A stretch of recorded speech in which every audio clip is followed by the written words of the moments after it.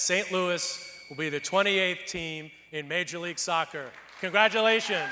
It appeared like everyone was on the same team when St. Louis was announced as the next MLS city, but now the Missouri Development Finance Board says they only get about $10 million a year to spend on special projects and won't make an exception for MLS in the Lou. They have a limit of $10 million a year, and there would have had to been a special vote to raise that cap. Our partners at the St. Louis Business Journal report 2 of Missouri Governor Mike Parson's cabinet members have the power to override that $10 million cap, but refuse to do so, saying it's the right decision for Missouri.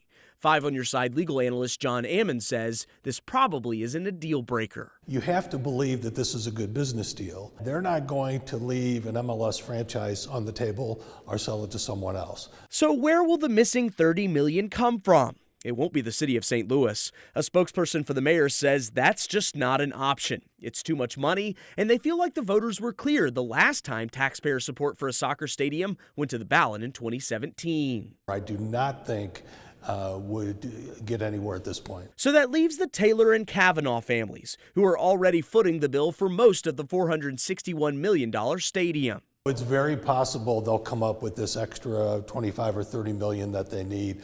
They say there's no I in team, but in this case, there may have to be. It's not likely they're going to walk away from this investment. Now, we should note we were able to get a hold of a representative of the ownership tonight, but they did initially answer our call but did not respond to our questions by the time we had to go on the air tonight. We do know this: they do plan on moving forward at this point with construction. They actually hired a few firms that will lead up that effort, 2 of which reside here in St. Louis, Ann. And Chris, has the state ever made an exception and granted tax credits larger than $10 million for a project?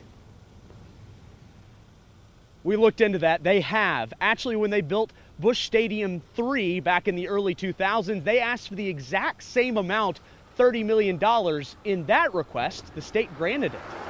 Very interesting. Chris, great reporting. Thank you.